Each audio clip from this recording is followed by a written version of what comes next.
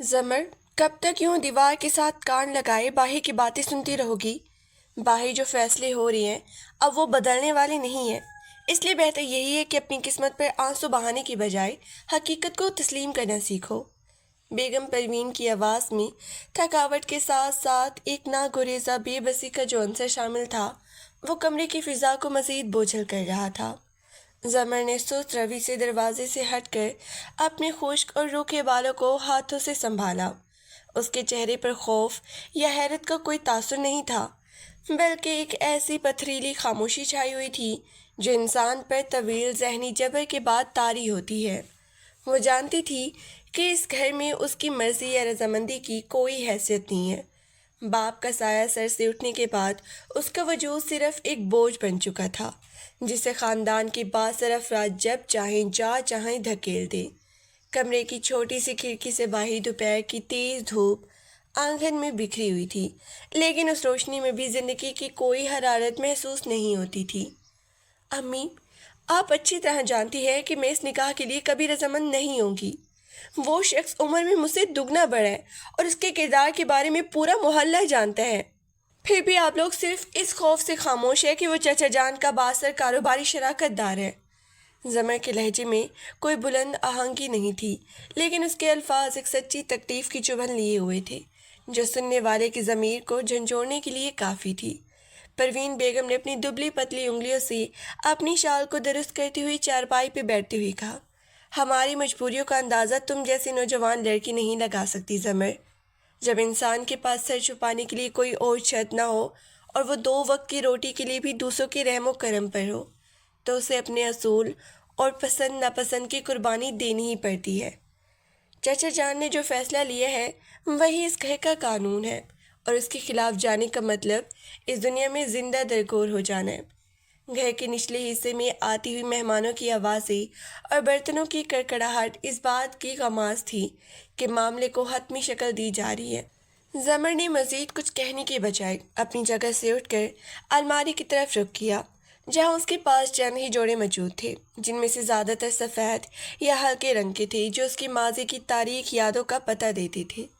اس کے ذہن میں بار بار وہی منظر گھوم رہا تھا جب 2 سال پہلے اسے ایک نام نہاد بڑے گھر میں بیاہا گیا تھا اور شادی کے محض 24 گھنٹے کے اندر ہی وہ بدقسمتی کی بھینیں چڑھ کر واپسی اسی دہلیز پر لوٹ آئی تھی۔ معاشرے کے نزدیک اس کی حیثیت صرف ایسی منحوس پرچھائی کی تھی جو جس کی بھی حصے میں آئے اسے برباد کر دیتی ہے۔ اب اسی معاشرے کے چند مکار افراد اپنے ذاتی مفادات اور جائیداد کے تنازعات کو سلجھانے کے لیے اسے ایک بار پھر کسی سودے کی طرح استعمال کرنے کے در پر تھے۔ دوسری طرف شہر کے انتظامی مرکز میں ماحول بالکل مختلف نوعیت کا تھا۔ اسسٹنٹ کمشنر کا دفتر ہمیشہ کی طرح فائلز اور سائن کے شور سے گونج رہا تھا، لیکن آج وہاں ایک ہی سنجیدگی اور رعب طاری تھا۔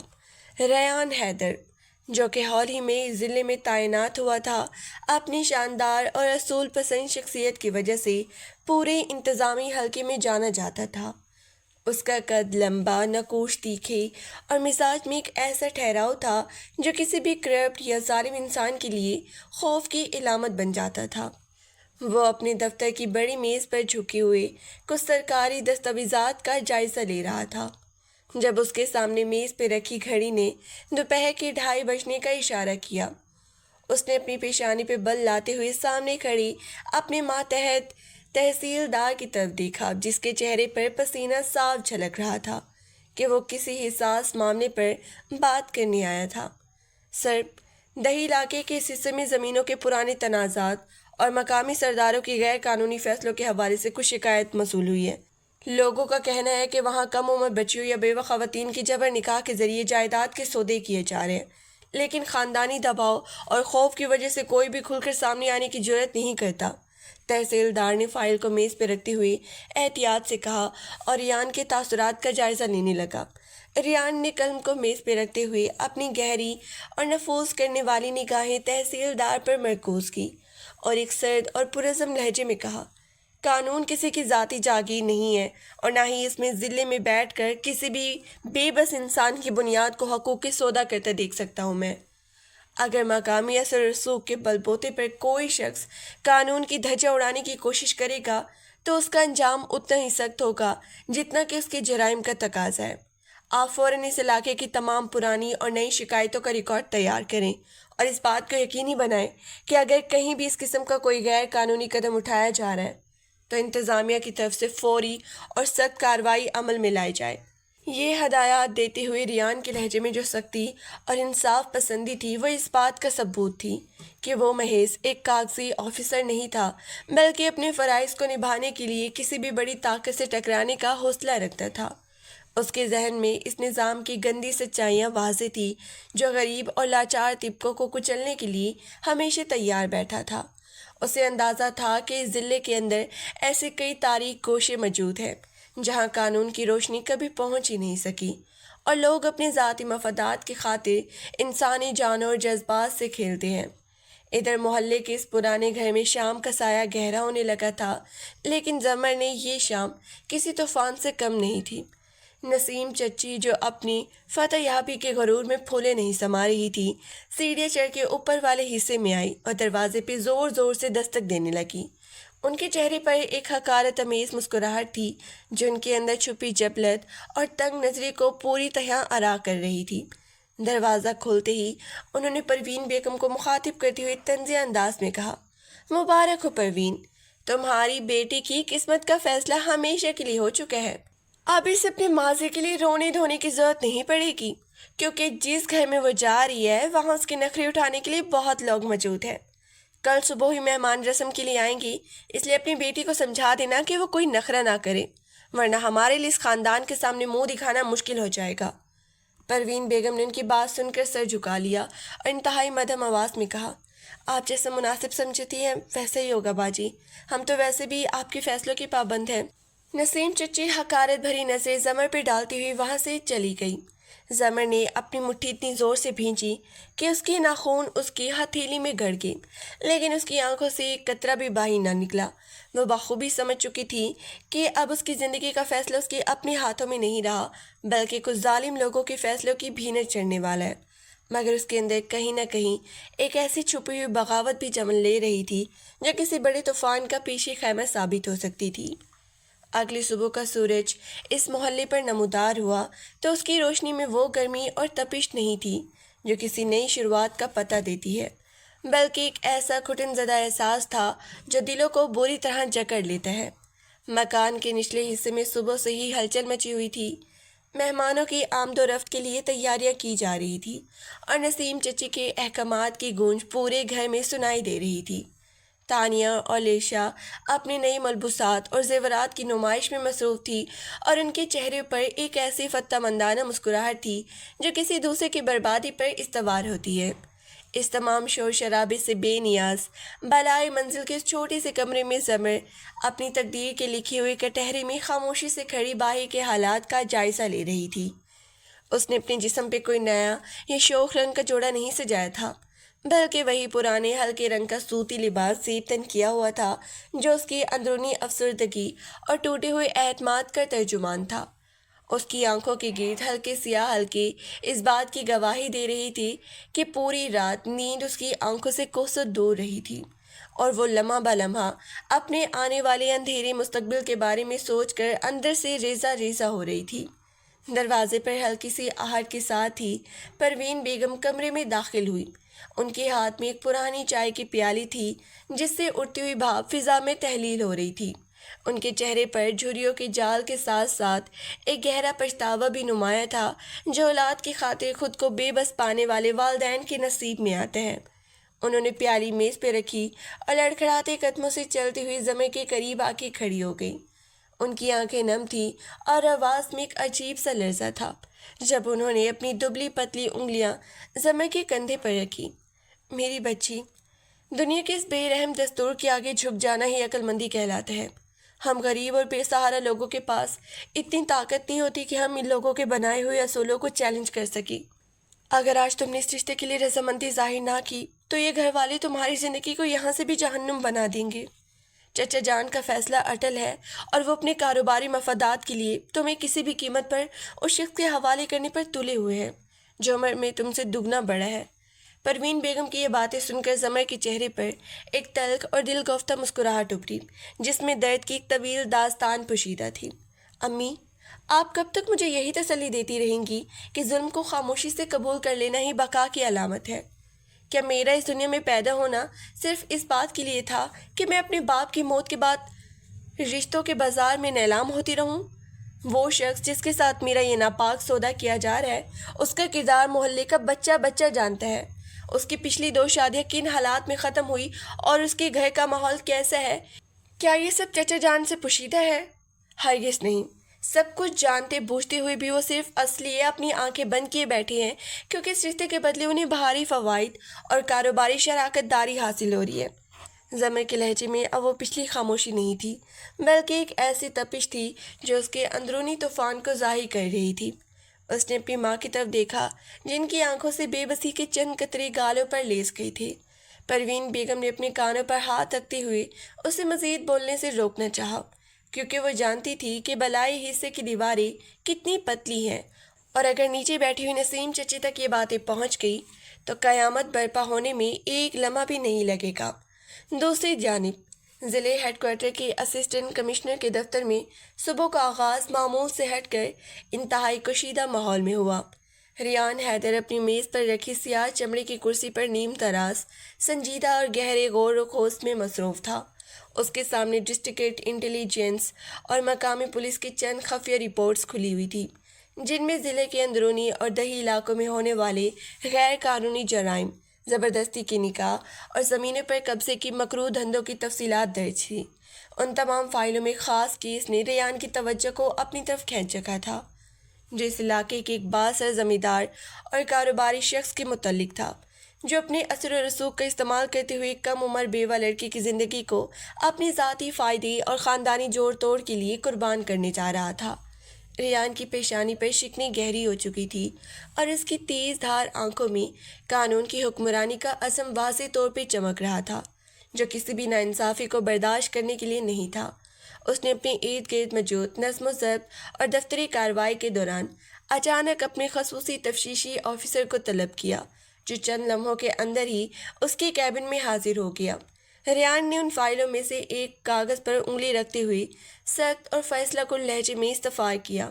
جو معلومات اس کیس کے حوالے سے مجھے موصول ہوئی ہے، کیا ان کی تصدیق ہو چکی ہے؟ کیا واقعی اس علاقے کے ایک مقامی سردار اور بااثر تاجر کی طرف سے ایک مجبور خاندان پہ دباؤ ڈالا جا رہا ہے کہ وہ اپنی بیٹی کا رشتہ زبردستی ایک ایسے شخص سے طے کریں جو مجرمانہ پس منظر رکھتا ہے؟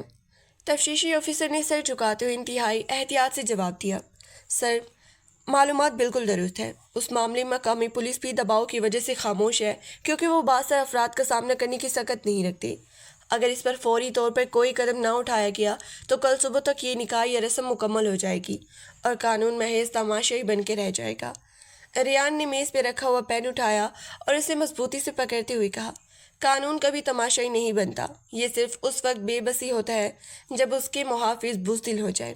آپ فوراً پولیس کی ایک بھاری نفری تیار کریں، تمام قانونی وارنٹ اور دستاویزات ساتھ لیں اور میرے ساتھ اس مقام کے لیے روانہ ہو۔ میں خود جا کر دیکھوں گا کہ کون اس قانون کے دائرے سے باہر رہ کر کسی کی زندگی کے ساتھ کھلواڑ کرنے کی جرأت کرتا ہے۔ اس کے اس 2 ٹوک اور اٹل فیصلے نے دفتر کی تمام عملے کو ہلا کے رکھ دیا، کیونکہ وہ جانتے تھے کہ ریان جب کسی معاملے میں خود مداخلت کرتا ہے تو وہ مجرموں کو کیفر کردار تک پہنچائے بغیر پیچھے نہیں ہٹتا۔ چند ہی منٹوں میں سرکاری گاڑیوں کا قافلہ اسسٹنٹ کمشنر کی قیادت میں ضلعی ہیڈ کوارٹر سے اس مخصوص محلے اور علاقے کی طرف روانہ ہو گیا جہاں یہ سارا کھیل کھیلا جا رہا تھا۔ محلے کے اس مکان کے اندر مہمانوں کی آمد کا سلسلہ شروع ہو چکا تھا اور وہ نام نہاد دولہا بھی اپنے چند قریبی ساتھیوں اور چاپلوس رشتہ داروں کے ساتھ وہاں پہنچ چکا تھا، جن کے چہروں پر تکبر اور دولت کا نشہ صاف جھلک رہا تھا۔ نسیم چچی اور ان کے شوہر مہمانوں کی خاطر تواضع میں مصروف تھی اور ان کے ہونٹوں پر مسکراہٹیں اس بات کی خمیاز تھی کہ ان کا سودا کامیاب ہو رہا ہے۔ پروین بیگم کو زبردستی بالائی منزل سے نیچے لایا گیا تھا اور ان کے ہاتھ میں وہ طائف اور جوڑا تھا جو اس نام نہاد رشتے کے لیے بھیجا گیا تھا۔ ضمیر اپنے کمرے میں اکیلی بند تھی اور باہر دروازے پر تالا لگا دیا گیا تھا تاکہ وہ کسی بھی قسم کا ہنگامہ یا شور مچا کر اس تقریب کو خراب نہ کر سکی۔ اس کے دل کی دھڑکنیں اس قدر تیز ہو چکی تھی کہ اسے اپنے سینے میں ایک گہری خلش محسوس ہو رہی تھی، لیکن اس کے باوجود اس کی آنکھوں میں ایک ایسا اضطراب اور ضد موجود تھی جو کسی بھی صورت ہار ماننے والوں کے لیے نہیں تھی۔ کمرے کی چھوٹی سی کھڑکی سے جب اس نے نیچے آنگن میں اس شخص کو دیکھا جس کے ساتھ اس کی زندگی جوڑنے کی تیاریاں کی جا رہی تھی، تو اس کا پورا جسم نفرت اور کراہت سے کانپ اٹھا۔ وہ شخص آدھی عمر کا ایک ایسا مغرور انسان تھا جس کی شخصیت سے ہی مکروہ پن ٹپک رہا تھا، اور وہ اپنے دوستوں کے ساتھ بلند آواز میں کہہ کے لگا رہا تھا۔ زمین نے اپنے دونوں ہاتھوں سے اپنے سر کو دبوچ لیا اور خدا کے حضور دعا مانگنے لگی کہ یا تو اس کی سانسیں یہیں رک جائیں یا پھر کوئی ایسا موضع ظاہر ہو جائے جو اس تاریک اندھیرے سے اسے نجات دلا سکے۔ اس کے ذہن میں اپنے والد کی وہ باتیں گھومنے لگی جو وہ بچپن میں کہا کرتی تھی کہ میری بیٹی کبھی کسی کے آگے ہاتھ نہیں پھیلائے گی، اور آج وہی بیٹی اپنے ہی گھر والوں کے ہاتھوں ایک بے مول چیز کی طرح فروخت کی جا رہی تھی۔ اسی دوران جب نچلے حصے میں مہمانوں کی مٹھائیاں کھلانے اور رسم کو آگے بڑھانے کی تیاریاں عروج پر تھیں، اچانک گلی کے باہر کئی سرکاری گاڑیوں کے سائرن کی آواز گونج اٹھی۔ اس ہنگامہ خیز آواز نے پورے محلے میں ایک سنسنی پھیلا دی اور گھر کے اندر موجود تمام لوگوں کے چہروں کے رنگ اڑ گئے۔ گلی کے باہر گونجتی ہوئی پولیس کی گاڑیوں کے سائرن کی آواز اس پرانے مکان کی فضا کو ایک لمحے میں معلق کر کے رکھ دیا۔ نسیم چچی کے ہاتھوں سے مٹھائی کی ٹرے چھٹ کر زمین پر جا گری اور چاندی کے ورق میں لپٹی ہوئی مٹھائی مٹی میں مل گئی۔ ان کے چہرے کا رنگ پیلا پڑ چکا تھا اور آنکھیں خوف کے مارے کھلی کی کھلی رہ گئی تھی۔ گھر کے نچلے حصے میں موجود تمام مہمان اپنی جگہ پر بت بنے کھڑے تھے، جبکہ وہ نام نہاد دولہا جس کی عمر اور چہرے کی مکروہ شکلیں اس کے غنڈہ گرد پس منظر کی گواہی دے رہی تھی، گھبراہٹ کے عالم میں اپنے حواریوں کو دیکھنے لگا۔ دروازے پہ ہونے والی دھماکہ دار دستک اور پولیس کے بھاری بوٹوں کی آواز نے اس گھر کے مکینے کے غرور کو پاش پاش کر دیا تھا، جو یہ سمجھتے تھے کہ اس معاشرے میں دولت اور اثر و رسوخ کے بل بوتے پر ہر قانون کو خریدا جا سکتا ہے۔ بالائی منزل کے چھوٹے سے اور تاریک کمرے میں بند زمر نے جب باہر پولیس کی گاڑیاں اور وردی پوش جوانوں کو دیکھا تو اس کے سینے میں دبی ہوئی سانسیں بحال ہونے لگی۔ اس کی آنکھوں میں جو پتھریلی خاموشی تھی وہ اچانک ایک ایسے موزے کے احساس میں بدل گئی جس کی اسے دور دور تک کوئی امید نہیں تھی۔ اسے اچھی طرح یاد تھا کہ صبح سویرے جب گھر کے تمام افراد نیچے مہمانوں کی تیاریوں میں مصروف تھے، اس نے کسی جرأت کا مظاہرہ کرتے ہوئے اپنے پرانے اور ٹوٹے ہوئے فون سے اپنی جگری دوست ماہنور کو رابطہ کیا تھا۔ ماہنور، جو کہ ایک نہایت ناڈر، باحیا اور باشعور لڑکی تھی، یونیورسٹی کے ایک ہاسٹل میں ہی زمر کی یہ ہنگامی پکار سنتے بغیر، ایک لمحہ ضائع کے بغیر، ایک انتہائی خطرناک قدم اٹھایا تھا۔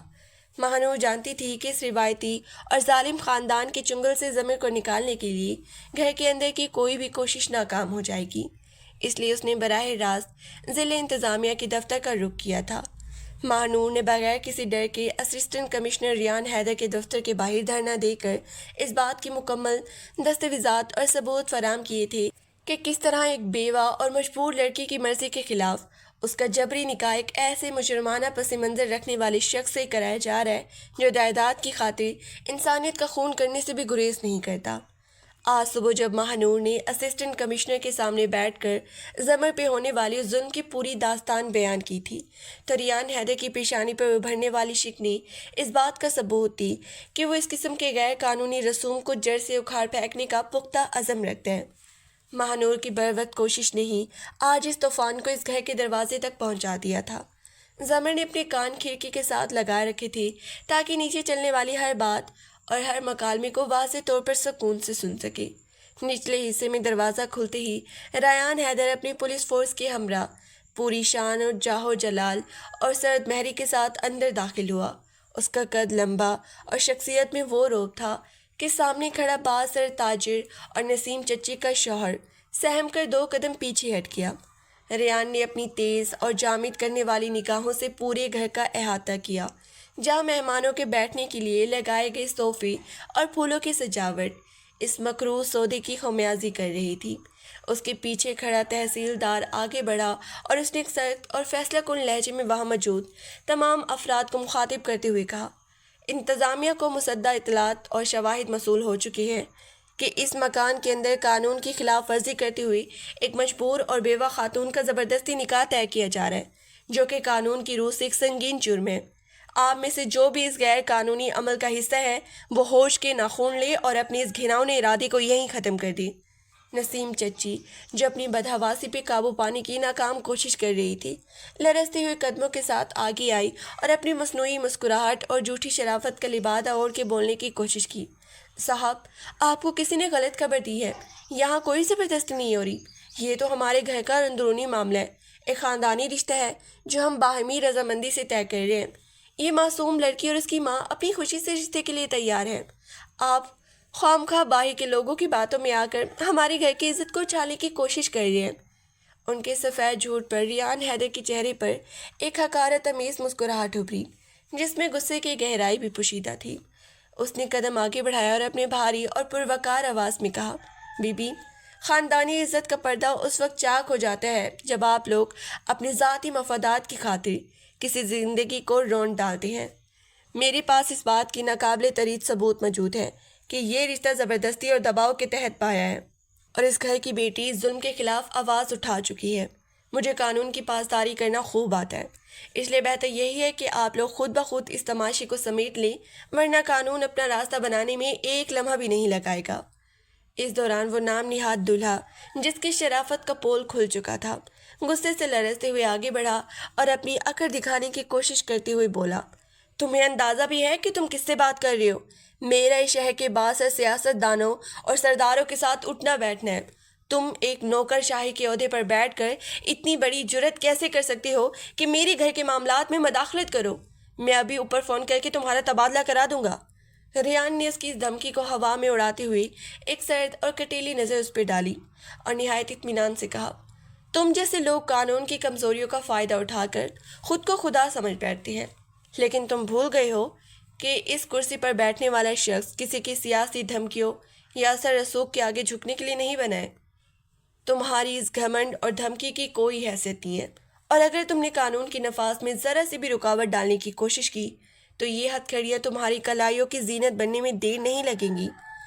اوپر بلائی منزل پر موجود زمر یہ تمام مکالمے سن رہی تھی، اور اس کے دل میں پہلی بار یہ احساس بیدار ہوا کہ اس دنیا میں مظلوموں کی فریاد سننے کے لیے بھی کوئی طاقت موجود ہے جو ظالموں کے سامنے سیسا پلائی دیوار بن سکتی ہے۔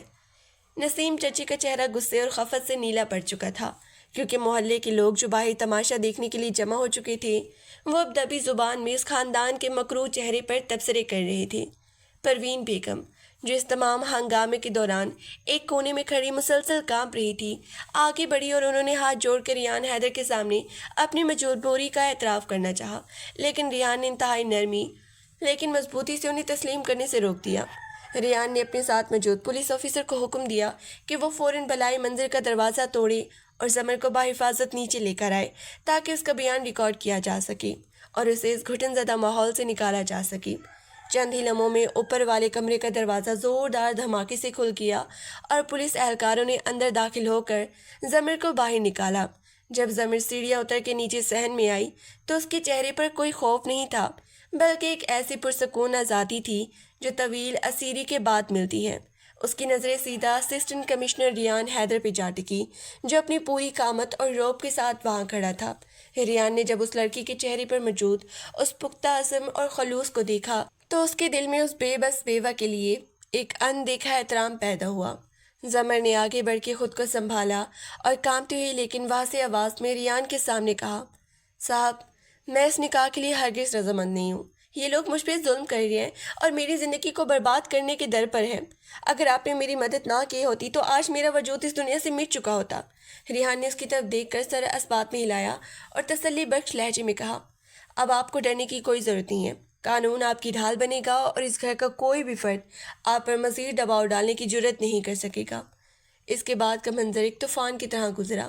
پولیس نے فوری کارروائی کرتے ہوئے اس نام نہاد دولہا اور نسیم چچی کے شوہر کو حراست میں لے لیا، جبکہ گھر میں موجود تمام چاپلوس رشتہ دار دم دبا کر وہاں سے رفو چکر ہو گئے۔ نسیم چچی کا غرور مٹی میں مل چکا تھا اور وہ بیٹھ کر اپنی کی پر پچھتا رہی تھی، لیکن اب قانون کے شکنجے سے نکلنے کا کوئی راستہ باقی نہیں تھا۔ ریان حیدر نے تمام کارروائی مکمل کرنے کے بعد زمر اور پروین بیگم کو اس بات کی مکمل یقین دہانی کروائی کہ انہیں سرکاری سطح پر مکمل تحفظ فراہم کیا جائے گا اور ان کے خلاف اٹھنے والے ہر قدم کا حساب لیا جائے گا۔ پولیس کی گاڑیوں کا قافلہ جب اس پرانے اور بوسیدہ مکان کے احاطے سے باہر نکلا تو پیچھے مٹی اور دھوئیں کا ایک ہلکا سا غبار چھوڑ گیا جو اس طوفان کی خمیازی کر رہا تھا جو چند منٹ قبل اس گھر پہ گزرا تھا۔ گلی میں موجود تماشائی اور محلے کے لوگ جو اب تک اپنی کھڑکیوں اور دروازوں پر سہم کے کھڑے تھے اب سرگوشیوں میں اس ڈرامائی واقعے پر تبصرے کرنے میں مصروف ہو چکے تھے۔ نسیم چچی جو چند گھنٹے قبل اپنی فتح یابی اور تکبر کے نشے میں چور تھی اب صحن کے کونے میں پتھر کی مورت بنی بیٹھی تھی۔ اس کا سارا غرور اور اثر و رسوخ قانون کی ایک ہی جنبش میں ریت کی دیوار کی طرح ڈھیر ہو چکا تھا۔ ان کے شوہر اور اس نام نہاد دولہے کی ہتھ کڑیاں لگا کر جب پولیس کی گاڑیوں میں ڈالا گیا تو ان کے چہرے پر موجود خفت اور غصہ اس بات کا ثبوت تھا کہ وہ ذلت کو کبھی فراموش نہیں کریں گے۔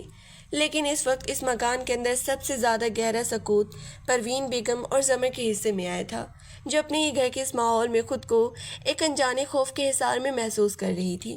پروین بیگم کے ہاتھ اس قدر شدت سے کانپ رہے تھے کہ ان کے لیے خود کو سنبھالنا محال ہو رہا تھا۔ وہ ڈرائنگ روم کے صوفے پر نڈھال ہو کر بیٹھ گئی اور ان کی آنکھوں سے بہنے والے آنسوں کا سیلاب رکنے کا نام نہیں لے رہا تھا۔ وہ بار بار یہی سوچ رہی تھی کہ اگر آج وقت پر اسسٹنٹ کمشنر ریان حیدر کی یہ نفری نہ ہوتی تو ان کی بیٹی کی زندگی ہمیشہ کے لیے تاریکی میں ڈوب جاتی۔ لیکن اس کے ساتھ ساتھ ان کے دل میں اس بات کا بھی شدید خوف دامن گیر رہا تھا کہ یہ بہت لوگ جب قانون کی گرفت سے باہر آئیں گی یا ضمانت پر رہا ہوں گے تو وہ اس غریب اور بے سہارا ماں بیٹی کو اس محلے میں جینے نہیں دیں گے۔ انہوں نے اپنی لرزتی ہوئی نظروں سے زمر کی طرف دیکھا جو خاموشی سے کمرے کی کھڑکی کے پاس کھڑی باہر سنسان ہوتی گلی کو دیکھ رہی تھی۔ زمر کے چہرے پر اس وقت کوئی خوشی یا جشن کا تاثر نہیں تھا بلکہ ایک ایسی گہری سوچ اور ٹھہراؤ تھا جو کسی بھی انسان کے اندرونی فکری ارتقاء کو ظاہر کرتا ہے۔ اس نے اپنی زندگی کے ان تلخ برسوں کو ایک بار پھر اپنی آنکھوں کے سامنے گھوتے دیکھا جب کاپ کے سائے اٹھنے کے بعد ہر رشتہ اسے ایک بوجھ سمجھ کے دھکیلنے لگا تھا۔ اسے اس نام میں ضلع انتظامیہ کے ایک ذمہ دار آفیسر اور پولیس کے 2 محافظوں نے اندر آ کر پروین بیگم اور زمر کو مطلع کیا کہ ریان حیدر کی سخت ہدایت کے مطابق اس مکان میں مزید رہنا اس کی سیکیورٹی کے لیے خطرہ ہو سکتا ہے، اس لیے انتظامیہ نے ان دونوں کو عارضی قیام کے لیے ضلع پروٹیکشن ہاؤس یا سرکاری ریسٹ ہاؤس میں محفوظ بندوبست کر دیا ہے۔ پروین بیگم اس اچانک فیصلے پر گھبرا سی گئی اور انہوں نے کہا کہ وہ شہر میں کہیں اور جانے کا سوچ بھی نہیں سکتی، لیکن زمر نے آگے بڑھ کے اپنی ماں کے کندھے پہ ہاتھ رکھا اور ایک مضبوط اور دھیمے لہجے میں کہا، امی اب اس گھر میں رکنے کا کوئی جواز باقی نہیں بچا۔ جن لوگوں نے ہمیں مرنے کے لیے اس سودے کے حوالے کر دیا تھا ان کے سائنس میں سانس لینا بھی اب خودکشی کے مترادف ہے۔ ہمیں سرکاری تحفظ کو قبول کرنا ہوگا کیونکہ اب ہمارے پاس پیچھے ہٹنے کا کوئی راستہ نہیں ہے۔ زمر کے اس فیصلے میں جو پختگی تھی اس نے پروین بیگم کو بھی اندر سے تسلیم کرنے پہ مجبور کر دیا کیونکہ وہ جانتی تھی کہ ان کی بیٹی اب وہ ڈری سہمی لڑکی نہیں رہی جو ہر ظلم کو چپ چاپ سہ لیتی تھی۔ چند ہی منٹوں میں زمر اپنی اور پروین بیگم کو سرکاری پروٹیکشن گاڑی میں سوار کر کے محفوظ مقام کی طرف روانہ کر دیا۔ راستے میں گاڑی کی کھڑکی سے باہر گزرتے ہوئے شہر کے مناظر دھندلے سے محسوس ہو رہے تھے، لیکن زمر کے ذہن پر بالکل صاف تھا۔ اس کے دل میں ریان حیدر کی اس وقت کی وہ شخصیت نقش ہو چکی تھی جس نے بغیر کسی ذاتی غرض کے صرف اپنے فرض کی خاطر ایک اجنبی لڑکی کی زندگی کو بچانے کے لیے اس ظالم نظام سے ٹکر لی تھی۔ جب وہ لوگ ضلع ریسٹ ہاؤس کے اس مخصوص اور محفوظ حصے میں پہنچے جہاں ان کے رہنے کا انتظام کیا گیا تھا تو وہاں کا ماحول پرسکون اور صاف ستھرا تھا۔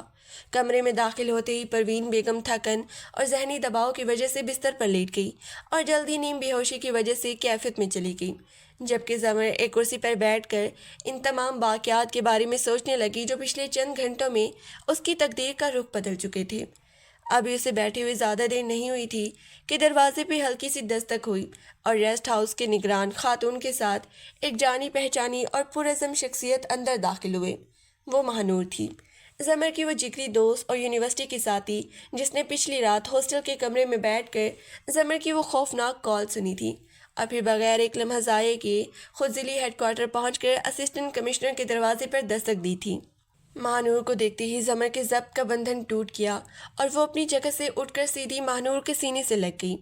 دونوں کی آنکھوں سے خوشی اور غم کے ملے جلے آنسو چھلک پڑے جو اس گہری دوستی کی گواہی دے رہی تھی جو آزمائش کی ہر گھڑی میں چٹان کی طرح مضبوط ثابت ہوتی ہے۔ مہانور نے زمین کو اپنے حصار میں لیتے ہوئے اس کی پیٹھ پر محبت سے ہاتھ پھیرا اور بھری ہوئی آواز میں کہا، میں نے کہا تھا نا ضمیر کہ دنیا کتنی بھی ظلم کیوں نہ ہو جائے، سچائی اور حق کا ساتھ دینے والے لوگ کہیں نہ کہیں موجود ہوتے ہیں۔ جب تم نے مجھے فون پہ بتایا تھا کہ وہ لوگ تمہارا جبری نکاح کر رہے ہیں تو میرے دل میں ایک آگ بھڑک اٹھی تھی کہ میں کسی بھی قیمت پر اس ظلم کو ہونے نہیں دوں گی۔ اس لیے میں نے سیدھا ریان حیدر کے دفتر کا رخ کیا اور انہیں تمام ثبوت پیش کیے۔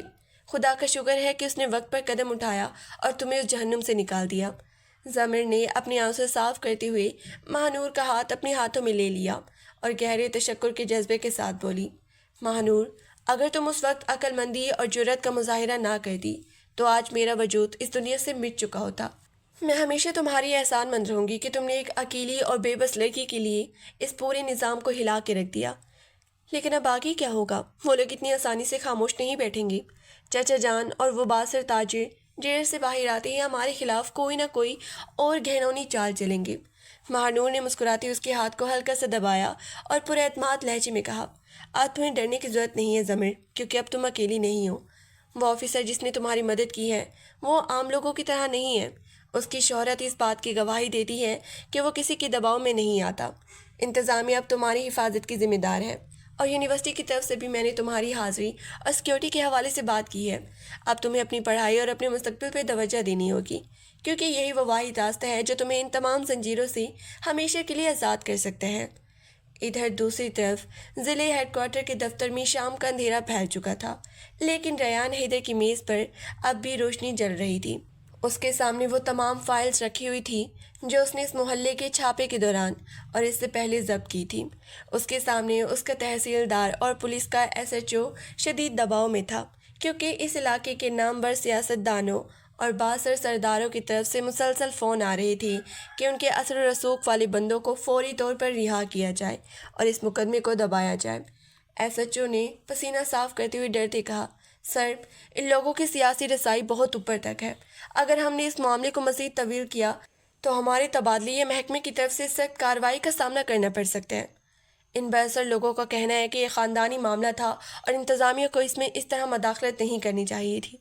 ریان حیدر نے اپنی قلم کو میز پہ رکھا، اپنی کرسی سے اٹھ کر کھڑکی کی طرف رخ کیا اور باہر شہر کی روشنیاں دیکھتے ہوئے ایک سرد اور اٹل لہجے میں کہا، انہیں بتا دو کہ ریان حیدر کے دفتر میں قانون کے علاوہ کسی اور کی مرضی نہیں چلتی، چاہے وہ کتنا ہی بڑا سیاستدان کیوں نہ ہو۔ اگر کسی نے قانون کی دھجیاں اڑائی ہیں اور کسی بے بس عورت کی زندگی کو برباد کرنے کی کوشش کی ہے تو وہ قانون کی کٹہرے میں ضرور کھڑا ہوگا۔ میں اس قسم کے دباؤ کے آگے جھکنے والا نہیں ہوں، اور جو لوگ اس مجرم کی پشت پناہی کر رہے ہیں ان کی بھی مکمل فہرست تیار کی جائے تاکہ کسی کو بھی اس جرم سے بچنے کا موقع نہ مل سکے۔ ریان کے اس دو ٹوک موقف نے اس کے ماتحتوں کو خاموش کر دیا، کیونکہ وہ جان چکے تھے کہ اس آفیسر کو خریدنا یا ڈرانا ناممکن ہے۔ اس تمام کارروائی کے دوران ریان کے ذہن میں کہیں نہ کہیں اس لڑکی کو وہ چہرہ بار بار گھوم رہا تھا جسے اس نے اس گھٹن زدہ گھر سے باہر نکلتے دیکھا تھا۔ اس کے چہرے پر موجود وہ خاموش عزم اور آنکھوں میں چھپی ہوئی تکلیف کے نقوش ریان کے دل پر ایک انمٹ تاثر چھوڑ چکے تھے۔ وہ اس بات کو بخوبی سمجھ سکتا تھا کہ ایک کم عمر لڑکی جس کا سہارا کوئی نہ ہو اس ظالم معاشرے میں کن حالات کا سامنا کرتی ہے۔ اس نے دل ہی دل میں طے کر لیا تھا کہ وہ اس لڑکی کو نہ صرف قانونی تحفظ فراہم کرے گا بلکہ اسے اس کے پاؤں پہ کھڑے ہونے کے قابل بھی بنائے گا تاکہ کوئی دوبارہ کبھی اس پہ ظلم کرنے کی جرأت نہ کر سکے۔ اگلی صبح جب سورج کی کرنیں ضلعی ریسٹ ہاؤس کے احاطے میں پڑی تو ضمیر کی آنکھیں کھولی۔ اس نے محسوس کیا کہ پچھلے 2 سالوں میں پہلی بار اسے کسی خوف کے بغیر اتنی پرسکون نیند آئی تھی۔ پروین بیگم اب بھی گہری نیند میں تھی، اس لیے ضمیر آہستہ سے اٹھ کر کمرے کے ساتھ بنی چھوٹی سی بالکنی میں چلی گئی۔ وہاں کی کھلی فضا اور صبح کی تازگی نے اس کے دل و دماغ کو ایک نئی توانائی بخشی تھی۔ اس نے آسمان کی طرف دیکھا اور دل ہی دل میں خدا کا شکر ادا کیا کہ اس نے اندھیرے کے اس طوفان میں ایک ایسا رشتہ دکھایا جس کی اسے کوئی امید نہیں تھی۔ اتنے میں ریسٹ ہاؤس کے دروازے پر ایک سرکاری گاڑی کے رکنے کی آواز آئی اور کچھ ہی دیر میں نگران خاتون نے آ کر ضمیر کو مطلع کیا کہ ریان حیدر نے ان دونوں کو ضروری قانونی کارروائی اور ان کے مستقبل کے تحفظ کا لاہ عمل پر بات کرنے کے لیے اپنے دفتر میں طلب کیا ہے۔ ضمیر نے اس خبر کو سن کے ہلکا سا سر ہلایا، اپنی ماں کو پیار سے جگایا اور اپنے اندر ایک نئے عزم کو سمیٹتے ہوئے تیار ہونے کے لیے اندر چلی گئی۔ جب ضمیر اور پروین بیگم سرکاری گاڑی میں بیٹھ کر ضلع ہیڈ کوارٹر کے دفتر کے باہر پہنچی تو وہاں کا ماحول ہمیشہ کی طرح مصروف تھا، لیکن اس بار دروازے پر تعینات گارڈز نے انہیں انتہائی احترام کے ساتھ اندر استقبال کیا۔ جب وہ دونوں ریان حیدر کے بڑے اور پروقار کیبن میں داخل ہوئی تو ریان اپنی کرسی سے اٹھ کھڑا ہوا اور انتہائی شائستگی سے انہیں بیٹھنے کا اشارہ کیا۔ ریان کی شخصیت میں جو رعب اور دبدبا باہر کے لوگوں کے لیے تھا، وہ اب ضمیر اور اس کی ماں کے سامنے ایک شفیق محافظ اور ذمہ دار آفیسر کے روپ میں بدل چکا تھا۔ اس نے اپنی میز پر رکھے کچھ قانونی دستاویزات کو سیدھا کرتے ہوئے انتہائی دھیمے اور پرسکون لہجے میں گفتگو کا آغاز کیا۔ بیگم صاحبہ اور ضمیر، آپ کو یہاں بلانے کا مقصد صرف یہ بتانا تھا کہ آپ کی حفاظت کے لیے ہم نے تمام ضروری انتظامات کر لیے ہیں، اور جو مقدمہ ان ملزمان کے خلاف درج کیا گیا ہے وہ عدالت میں مضبوطی سے لڑا جائے گا۔ آپ کو اب کسی بھی قسم کے خوف میں مبتلا ہونے کی ضرورت نہیں ہے، کیونکہ قانون اب ہر موڑ پر آپ کے ساتھ کھڑا ہے۔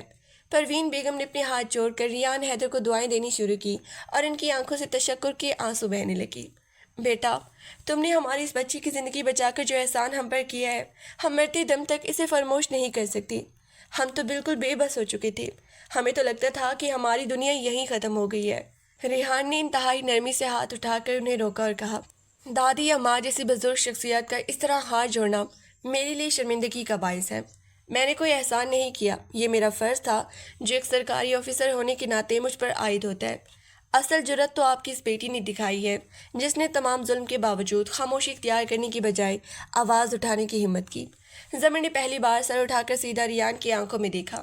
ان کی آنکھوں میں موجود سچائی، خلوص اور عزم نے ضمیر کے دل میں ایک ایسا احترام پیدا کر دیا جو اس نے کبھی کسی مرد کے لیے محسوس نہیں کیا تھا۔ اس کے چہرے پر ہلکی سی متوازن مسکراہٹ ابھری، جس میں ایک محفوظ اور باشعور لڑکی کا عکس صاف جھلک رہا تھا۔ دفتر کے اس پرسکون فضا میں ہونے والی یہ ملاقات صرف ایک قانونی کارروائی نہیں تھی، بلکہ یہ اس کہانی کا وہ موڑ تھا جہاں دو ایسے انسان آمنے سامنے آئے تھے جن کی راہیں تو الگ تھیں، لیکن حالات نے انہیں ایک ایسے بندھن میں باندھ دیا تھا جو آنے والے دنوں میں ایک عظیم داستان پیشی خیمہ بننے والے تھے۔ ریان حیدر نے ضمیر کو اس بات میں بھی یقین دہائی کروائی کہ اگر وہ اپنی پڑھائی یا کریئر کو آگے بڑھانا چاہتی ہے تو ضلع انتظامیہ کی طرف سے اسے تعلیمی وظیفہ اور مکمل معاونت فراہم کی جائے گی تاکہ وہ کسی پر بھی بوجھ بننے کے بجائے اپنے پیروں پہ خود کھڑی ہو سکے۔ پچھلے چند مہینوں کے درمیان عدالت میں چلنے والی قانونی کارروائی نے اس پورے علاقے کے بااثر اور مکار عناصر کی بنیادیں ہلا کے رکھ دی تھیں۔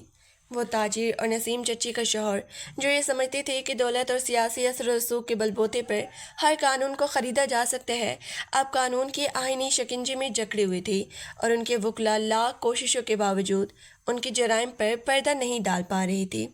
ضلع انتظامیہ اور خاص طور پر ریان حیدر کی ذاتی دلچسپی اور دیانتداری اس مقدمے میں سب سے بڑی ڈھال ثابت ہوئی تھی، کیونکہ ریان نے کسی بھی دباؤ یا دھمکی کو خاطر میں لائے بغیر اس بات کو یقینی بنایا تھا کہ عدالتی کارروائی شفاف طریقے سے آگے بڑھے۔ پروین بیگم کی صحت میں بھی اب نمایاں بہتری آ چکی تھی، کیونکہ ان کے دل سے وہ مسلسل خوف اور گھٹن ختم ہو چکی تھی جو ایک بے سہارا ماں کو اندر سے دھمک کی طرح چاٹ رہی تھی۔ ضمیر نے نہ صرف اپنی یونیورسٹی کی کلاسز باقاعدگی سے شروع کر دی تھی، بلکہ اس کی تعلیمی کارکردگی بھی اس بات کی غمیاز تھی کہ وہ اب اپنے ماضی کے سائے سے نکل کر اپنے مستقبل کے لیے خود ایک روشن چراغ بن چکی تھی۔ ماہ نور اس پورے سفر میں اس کی سب سے بڑی طاقت بن کر اس کے شانہ بشانہ کھڑی رہی، اور دونوں کی یہ دوستی اب ایک ایسی مثال بن چکی تھی جو مشکل ترین حالات میں بھی ٹوٹنے کے بجائے مزید مضبوط ہوتی جاتی ہے۔ آج کی عدالت کا دن اس پورے مقدمے کا فیصلہ کن دن تھا، اور شہر کی جوڈیشنل کمپلیکس میں شدید گہما گہمی تھی۔ کٹہرے کے باہر وہ تمام بااثر افراد اور ان کے وکیل موجود تھے جن کے چہروں پر شکست کا صاف خوف جھلک رہا تھا، جبکہ دوسری طرف ریان حیدر کی نگرانی میں تیار کی گئی تحقیقاتی رپورٹس اور ڈیجیٹل شواہد نے اس کیس کو اتنا مضبوط کر دیا تھا کہ جج کے لیے فیصلہ دینا چند لمحوں کا کھیل رہ گیا تھا۔ جب ضمیر اپنی ماں اور ماہ نور کے ہمراہ احاطہ عدالت میں داخل ہوئی تو اس کی چال میں وہ جھکاؤ یا ڈر بالکل نہیں تھا جو چند ماہ قبل اس کے وجود کا حصہ ہوا کرتا تھا، بلکہ اب اس کی نگاہوں میں ایک ایسا پختہ عزم اور وقار تھا جو کسی بھی فرسودہ معاشرتی نظام کو للکارنے کا صلاحیت رکھتا تھا۔ اس نے ایک سادہ سا باوقار لباس زیب تن کیا ہوا تھا، اور اس کے چہرے کا سکون اس بات کی گواہی دے رہا تھا کہ وہ سچائی کے راستے پر چلنے کی وجہ سے اندر سے کتنی مضبوط ہو چکی تھی۔ کورٹ روم کے اندر داخل ہوتے ہی اس کی نظر ریان حیدر پہ پڑی، جو اپنی مخصوص پروقار اور باصول شخصیت کے ساتھ احاطے کے کونے میں کھڑے اپنی قانونی مشیروں سے آخری گفتگو کر رہے تھے۔ ریان نے جب زمر کو دیکھا تو اس کی نگاہوں میں ایک تحسین آمیز چمک ابھری، جس میں اس کی اس بہادری اور استقامت کے لیے گہرا احترام پوشیدہ تھا جو زمر نے اس طویل اور گھٹن جنگ کے دوران دکھائی تھی۔ عدالت کی کارروائی کا آغاز ہوتے ہی معزز جج نے دونوں طرف کے دلائل اور پیش کیے گئے ناقابل تردید شواہد کا تفصیلی جائزہ لیا۔ ملزمان کے وکیلوں نے عدالت کو یہ باور کرانے کی آخر ناکام کوشش کی کہ یہ سامرا معاملہ محض ایک خاندانی فہم و فریب کا اختلاف ہے اور اس میں کسی بھی قسم کی زبردستی یا جرم کا عنصر شامل نہیں ہے، لیکن سرکاری وکلا کی طرف سے پیش کیے گئے فون کالز کے ریکارڈز، ہنگامی شکایت اور ان گنت گواہوں کے بیانات نے اس جھوٹے دعوے کے پرخچے اڑا کے رکھ دیے۔ جج نے اپنے فیصلے میں اس بات پر شدید رنج کا اظہار کیا کہ اس طرح معاشرے کے کچھ بااثر لوگ اپنی انا اور مالی مفادات کی خاطر کسی بے بس اور یتیم لڑکی کی بنیادی انسانی حقوق کو پامال کرنے کی کوشش کرتے ہیں۔ عدالت نے اپنی تاریخی فیصلہ سناتے ہوئے اس نام نہاد تاجر اور نسیم ششی کے شوہر کو جبری نکاح کی کوشش، دھوکہ دہی، ہراساں کرنے اور قانون میں مداخلت کرنے کے سنگین جرائم کے تحت باقاعدہ سزا سناتے ہوئے فوری طور پر ہتھکڑی لگانے کا حکم دے دیا۔ عدالتی کمرے میں موجود تمام لوگوں کے لیے یہ فیصلہ ایک ایسا دھماکہ تھا جس نے یہ ثابت کر دیا کہ قانون اندھا ضرور ہوتا ہے، لیکن جب اس کے محافظ ایماندار ہوں تو وہ ظالموں کی آنکھوں میں آنکھیں ڈال کر انصاف کا سورج طلوع کرنے کی طاقت رکھتا ہے۔ عدالت کا دروازہ پار کر کے جب زمر باہر احاطے میں آئی تو اس کی آنکھوں میں خوشی اور اطمینان کے وہ آنسو تھے جو اس برسوں کی جمع شدہ بوجھ اور ایک ہی پل میں دھو ڈالتے ہیں۔ پروین بیگم نے سجدہ ریز ہو کر خدا کا شکر ادا کیا، جبکہ مہنور نے زمر کو اپنے گلے سے لگاتے ہوئے خوشی کے مارے ہنستے ہوئے کہا، میں نے کہا تھا نا زمر کہ سچائی کی جیت ہمیشہ ہوتی ہے۔ آج ہم نے اس تمام اندھیری کو ہمیشہ کے لیے پیچھے چھوڑ دیا ہے۔ اسی دوران ریحان حیدر بھی ان کی طرف بڑھے اور ان کے چہرے پر ایک ایسی پرسکون مسکراہٹ تھی جو کسی بڑی فتح کے بعد انسان کے اندر اترتی ہے۔ انہوں نے زمر کے قریب آ کر انتہائی شائستہ اور پروقار لہجے میں کہا، مبارک ہو زمر، آج تم نے نہ صرف اپنی ذات کے لیے بلکہ اس معاشرے کی ہر اس بیٹی کے لیے جنگ جیت لی ہے جو کسی نہ کسی کونے میں اس ظلم نظام کے خلاف خاموش سسکیاں لے رہی ہے۔ اب تمہارا یہ سفر یہاں ختم نہیں ہوتا، بلکہ یہاں سے ایک نئے اور روشن باب کا آغاز ہوتا ہے، جہاں تمہیں اپنے خوابوں کی تعبیر پانے کے لیے خود کو مزید مضبوط بنانا ہے۔ زمر نے سر اٹھا کر ریان کی آنکھوں میں دیکھا اور اس کے دل میں اس مرد کے لیے جو عقیدت اور احترام تھا وہ اب ایک گہرے قلبی تعلق اور اعتماد میں بدل چکا تھا۔ اس نے مدھم لیکن مضبوط آواز میں جواب دیا، یہ سب آپ کی بروقت جرأت اور قانون کی دیانتداری پاسداری کی وجہ سے ممکن ہوا ہے سر۔ اگر آپ اس دن اس دیوار کو نہ گراتے تو شاید میری کہانی کا انجام بہت مختلف ہوتا۔ میں ہمیشہ آپ کی اس احسان مند رہوں گی جس نے مجھے ایک نئی زندگی دی۔ اس فیصلے کے بعد کے مہینے زمر کی زندگی میں ایک انقلابی تبدیلی کا پیش خیمہ ثابت ہوئے۔ انہوں نے اپنی یونیورسٹی کی تعلیم کو نہایت شاندار نمبروں کے ساتھ مکمل کیا اور اپنے شعبے میں ایک نمایاں مقام حاصل کرنے کے لیے دن رات محنت کی۔ وہ غریب اور بے سہارا خاتون کے حقوق کے لیے کام کرنے والی فلاحی تنظیم کے ساتھ بھی منسلک ہو چکی تھی تاکہ وہ خود پہ گزرنے والی تلخ حقیقتوں کو دوسرے کے لیے ڈھال بنا سکے۔ ضلع انتظامیہ اور اسسٹنٹ کمشنر ریان حیدر کی اس رابطے کی اب محض ایک سرکاری پروٹیکشن تک محدود نہیں رہے تھے، بلکہ وقت کے انگتت لمحوں نے ان دونوں کے درمیان ایک ایسا رشتہ استوار کر دیا تھا جو لفظوں کا محتاج نہیں تھا۔ ریحان کے دل میں زمر کی وہ باوقار شخصیت، اس کی سادگی، اس کا عزم اور اس کے اندر چھپا ہوا درد ایک ایسا مقام حاصل کر چکا تھا جس کے بغیر اب اس کی اپنی زندگی ادھوری محسوس ہونے لگی تھی۔ ایک خوبصورت اور پرسکون شام کے وقت جب ضلعی ہیڈ کوارٹر کے نجی باغ میں ہلکی ہلکی ہوا چل رہی تھی اور سورج غروب ہونے کے قریب تھا، ریان نے زمر کو ایک خاص ملاقات کے لیے مدعو کیا۔ اس باغ کے کھلے آسمان کے نیچے جہاں چاروں طرف ہریالی اور پھولوں کی مہک پھیلی ہوئی تھی، ریان نے اپنے دل کی بات زمر سے کہنے کا فیصلہ کیا۔ جب زمر وہاں پہنچی تو اس کے دل کی دھڑکنیں کچھ تیز تھی، کیونکہ وہ جانتی تھی کہ آج کی اس ملاقات کا مقصد محض کوئی عام بات چیت نہیں ہے۔ ریحان نے اپنی مخصوص سنجیدہ اور دل نشین مسکراہٹ کے ساتھ اس کا استقبال کیا اور کچھ دیر ادھر ادھر کی باتیں کرنے کے بعد سیدھا مدعے پہ آتے ہوئے کہا، زمر، جب میں نے پہلی بار تمہیں اس تاریک کمرے میں قیدی کی طرح دیکھا تھا تو مجھے اندازہ نہیں تھا کہ یہ زندگی مجھے اتنی ایک مضبوط، باحیا اور باشعور روح سے ملا دے گی۔ میں نے اپنی پوری زندگی میں اصولوں اور قانون کی پاسداری کو ہی اپنا سب کچھ سمجھا تھا، لیکن پچھلے ان چند مہینوں میں مجھے یہ احساس ہوا ہے کہ زندگی کی اصل خوبصورتی تب مکمل ہوتی ہے جب آپ کے پاس کوئی ایسا انسان ہو جو آپ کے ہر دکھ سکھ میں آپ کا حقیقی ساتھی بن سکے۔ میں جانتا ہوں کہ تمہارا ماضی بہت ہی کربناک اور تکلیف دے رہا ہے، لیکن میں جانتا ہوں کہ تم میں وہ طاقت ہے جو کسی بھی طوفان کا رخ موڑ سکتی ہے۔ کہ تم اپنی اس نئی زندگی کے اگلے سفر میں میری نام کو اپنے ساتھی اور ہم سفر بنانے کے لیے تیار ہو؟ ریان کے منہ سے نکلے یہ الفاظ اتنے سچے اور خالص تھے کہ ان میں کوئی بناوٹ یا تکلیف نہیں تھی، بلکہ ایک پختہ اور سچے انسان کا عزم بول رہا تھا۔ زمین کے پیروں کے نیچے سے ایک لمحے کے لیے زمین کھسک گئی۔ اس کی آنکھیں حیرت اور خوشی سے بھر آئی، کیونکہ وہ کبھی سوچ بھی نہیں سکتی تھی کہ وہ لڑکی جس کے اپنے گھر والوں نے ایک نحوست اور بوجھ سمجھ کے بازار میں بیچنے کی کوشش کی تھی، اسے کوئی ایسا انسان مل سکتا ہے جو اسے اپنی زندگی کا سب سے قیمتی اثاثہ بنا لے۔ اس نے اپنی بھرائی ہوئی پلکوں کو اٹھا کر ریحان کی سچی اور روشن آنکھوں میں دیکھا، جہاں اس کے لیے صرف محبت، عزت اور تحفظ کا سمندر موزن تھا۔ اس کے ہونٹوں پر ایک انتہائی خوبصورت اور شرمیلی مسکراہٹ ابھری، جس میں زندگی بھر کا سکون سمایا ہوا تھا، اور اس نے اپنے سر کو ہلکا سا اسپات میں ہلاتے ہوئے مدھم آواز میں کہا، جس انسان نے مجھے موت کے منہ سے کھینچ کر اس زندگی کے قابل بنایا ہو، اسے انکار کرنے کا تو سوال ہی پیدا نہیں ہوتا سر۔ یا ریان، میں فخر کے ساتھ آپ کی زندگی کے سفر میں آپ کے ساتھ چلنے کے لیے تیار ہوں۔ اس کی یہ الفاظ اس پاک کی فضا میں تحلیل ہو گئے، اور ریان کے چہرے پر ایک ایسی فتح مندانہ اور قلبی خوشی کی چمک دوڑ گئی جو دنیا کی ہر دولت سے بڑھ کر تھی۔ چند ماہ بعد اس پر سکون اور روشن شبہ میں اس شہر کی خوبصورت ترین شادی کے ہال یا تقریب گاہ میں وہ تمام تلخیاں ہمیشہ کے لیے دفن ہو چکی تھی جو زمر کے ماضی کا حصہ تھی۔ پروین بیگم کی آنکھوں سے آنسو بہنے لگے۔ اب وہ غم کے آنسو نہیں بلکہ خوشی اور فخر کے تھے، کیونکہ انہوں نے اپنی بیٹی کو اس مقام پر دیکھ لیا تھا جہاں دنیا کی ہر ماں اپنی بیٹی کو دیکھنا چاہتی ہے۔